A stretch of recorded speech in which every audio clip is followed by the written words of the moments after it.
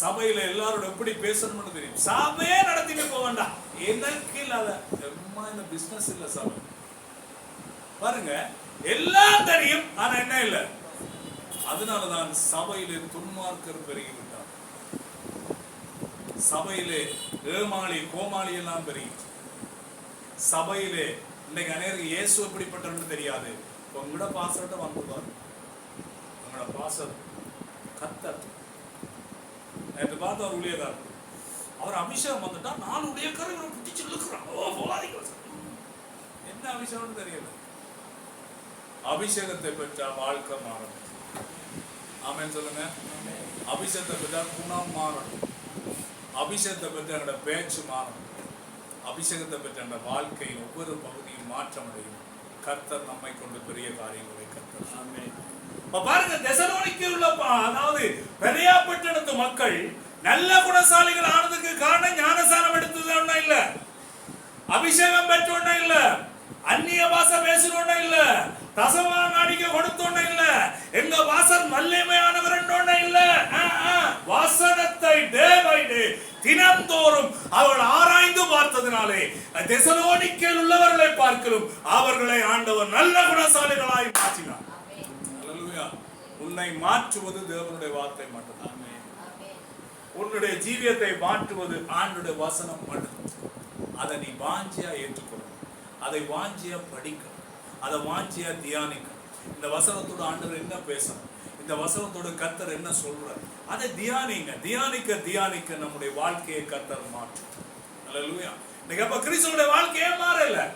ஊழியன் செய்கிறவன் அம்மாவை நேசிக்க முடியல, ஊழியன் செய்கிறவள் மாமியை நேசிக்க முடியல. என்ன ஊழியம், என்ன கிறிஸ்தவம், என்ன வேதம், என்ன பரிசுத்தாவி, என்ன வரங்கள், என்ன வல்லமை. தேவனுடைய வேதம் இல்லாம நீ ஊழியம் செய்யலாம், ஆனால் அந்த ஊழியத்தை கர்த்தர் விரும்புவது இல்லை. ஆமென். அல்லேலூயா. நான் என் வீட்டுல சரியில்லை, என் மனைவி பிள்ளைகளுக்கு நான் ஒரு கேவலம் கண்ட புருஷனா இருந்துட்டு பலிபீடத்துல வந்துட்டு பிரசங்கம் பண்ண என்ன போல கீழ்த்தரமான ஊழியக்காரன் யாருமே கிடையாது. முதலாவது என் மனைவி பிள்ளைகளுக்கு நான் சரியா இருக்கணும், பிள்ளைகளுக்கு சரியான ஒரு அப்பனா இருக்கணும், மனைவிக்கு சரியான ஒரு கணவனா இருக்கணும். முதலாவது நான் கர்த்தருக்கு சரியானது தான் பலிபீடத்துக்கு வர்றதுக்கே நான் தகுதியா. கவனமா இருக்கணும், ஜாக்கிரதை. இந்த அநேக குடும்பத்துல சரிப்பட்டு வராது, ஆனா வெளியுலகத்துக்கு போய்க்கணுங்க. எப்படி இவர் தங்கமான மனுஷன், சீ காவல் வெள்ளிக்கு நீ சில்வருக்கும் அலுமினியத்துக்கு நீ பொறுப்பு. இந்த பெறையாப்பட்ட மக்கள் வேதத்தை தியானித்து தினந்தோறும் முதலாம் சங்கீதம் பார்க்கிறோம், இரவும் பகல். இரவும் பகலும் என்றா இன்னொரு அர்த்தம் ஒன்று உண்டு. துன்ப நேரத்திலும் இன்பமான நேரங்களிலும் கர்த்தருடைய வார்த்தையை தியானிங்கள், கர்த்தருடைய அற்புதமாய் நடக்கும். ஆமென். பாருங்க, சங்கீதம் 119:78 பார்க்காம சொல்லுங்க. பார்க்கறது எல்லோரும் நான் உபத்திரவப்பட்டது நல்லது, அதனால் உங்களுடைய பிரமாணங்களை கற்றுக்கொள்ளுங்கள். அன்றைய காலமா இது தியானிக்கிறது முதல் 119 சங்கீதம் முழுக்க வாசிச்சு 176 வசனம் வாசிக்க சொன்ன ஆண்டவரே, வாசிக்கும் பொழுதே கண்ணெல்லாம் கலந்தது. வசனம் எவ்வளவு தூரம் ஒரு மனிதனை மாற்ற வல்லமை. அருமையான கர்த்தருடைய பிள்ளைகள், நீங்க எவ்வளவு பெரிய பிஸின்னு சொல்லலாம், எவ்வளவு பெரிய வேலைப்படு இருந்தாலும் கர்த்தருடைய வேதத்துக்கு முன்பாய் நீங்களும் நானும் சாஸ்தாங்கமாய் எப்பொழுதெல்லாம் விழுகிறோம் அப்பொழுதெல்லாம் கர்த்தர் நம்மை ஆசுக்குமான மனிதர்களாய் கர்த்தர் நம்மை. அநேக சேர்ச்சில் இருக்கிற குணம் மாறல, காரணம் உனக்குள்ள வேதம் இல்லை. சேர்ச்சில் அந்நிய பாஷை விட்ட போனா வேற ஒரு பாஷையா நீ நானும் மாற. கர்த்தருடைய பிள்ளைகள் வேதத்தை ஆராய்ந்து பாருங்க. வாழ்க்கையில எது வந்தாலும் வேத வசனத்துல ஒப்பிட்டு பாருங்க. வீட்டு ஒரு பிரச்சனை வந்துச்சு, குடும்பமா உட்காருங்க, வேதத்தின்படி இதே நாங்க சண்டை போடுறோம், உட்காருங்க, ஜெபிப்போம். ஜெபம் பண்ணா மாற்றம் வருமா வராதா? வருமா வராதா? வரும். அதை விட்டுட்டு எல்லாருக்கும் கால் பண்ணி பாஸ்டர் எனக்காக ஜெபம் பண்ணுங்க, எனக்காக கொஞ்சம் மண்டாடுங்க, காணிக்க அனுப்புறேன், இந்த கள்ள ஊழியம் எல்லாம் செய்ய வேண்டாம். நீங்க ஒழுங்கா வேதத்தை நேசித்தால் உங்கள் குடும்பத்தை கர்த்தர் நேசிப்பார், உன் வாழ்க்கையை கர்த்தர் உயர்த்துவார், உன் ஜீவியத்தை கர்த்தர் கனப்படுத்துவார். நீ எல்லாரிலும் மேன்மையாய் இருக்க முடியும். ஒட்டாவிகள் என்னை தாக்கு. யோசுவா பாருங்க, வாசிங்க. இந்த நியாயப்பிரமாண புஸ்தகம் உன் வாயை விட்டு பிரியாதிருப்பதாக, இதில் எழுதியிருக்கிறவர்களின் படியெல்லாம் செய்ய நீ கவனமாயிருந்து இரவும் பகலும் அந்த வசனத்தின் மேல் தியானமாயிருப்பாயா. அப்பொழுது நீ உன் வழியை வாய்க்க பண்ணுவாய். அப்பொழுது புத்திமான அகவாசிங்க சிங்களத்துல யோசுவா 1:8 அருமையான வசனம். சிங்களத்துல வாசிங்க.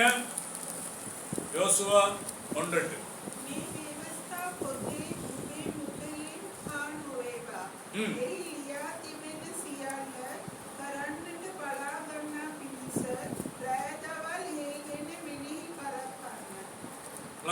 என்ன சொல்லுது?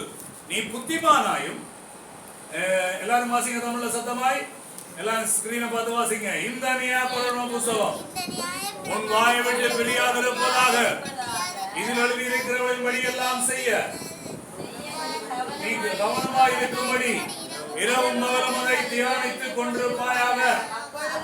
அப்பொழுது நீ உன் வழியை வாய்க்க பண்ணுவாய். அல்லேலூயா. இப்படி ஒரு ஆசீர்வாத வசனம் எங்கேயும் இல்லை. வேதத்தை வாசிக்கும் பொழுது, தியானிக்கும் பொழுது நம்முடைய வாழ்க்கையை கர்த்தர் மாற்றுகிறார், நம்முடைய ஜீவியத்தை கர்த்தர் மாற்றுகிறார், நம்முடைய குணாதிசயத்தை கர்த்தர் மாற்றுகிறார், நம்முடைய பழக்க வழக்கத்தை கர்த்தர் மாற்றுகிறார். பாருங்க, பெரியாப்பட்டினத்து மக்கள் காரியங்கள் இப்படி இருக்கிறான்னு தினந்தோறும் வேதத்தை ஆராய்ந்து பார்த்ததினாலே அவர்கள் தெசலோனிக்கேயில் உள்ளவர்களை பார்க்கலும் பெரியாப்பட்டினத்து மக்கள் புத்திசாலிகளாய் நற்குணசாலிகளாய் இருந்தார்கள். ஆவியின் கனியை சொல்லுங்க. இப்ப அன்பு, சந்தோஷம், சமாதானம், நெடிய பொறுமை, தயவு, நற்குணம். என்ன குணம்? எல்லாருக்கும் சில வீணா சற்குணம் தான் வருகிறது, விசற்குணம் தான் வருது. விசுவாசிகளுக்கு, ஊழியக்காரருக்கு விசற்குணம் தான் வருகிறது. சேர்ச்சில் ஒரு மாதிரி, வீட்டில் ஒரு மாதிரி ஊழியக்காரர் இருக்க முடியாது. விசுவாசி ஞாயிற்றுக்கிழமை ஒரு மாதிரி, மண்டே டு சாட்டர்டே இன்னொரு மாதிரி இருக்க முடியாது. கம்யூனியன் சண்டேக்கு ஒரு மாதிரி, மற்ற 3 சண்டேக்கு ஒரு மாதிரி இருக்கிற கிறிஸ்தவன் என்று சொன்னால் கர்த்தர் விரும்புவதன்படி அவன்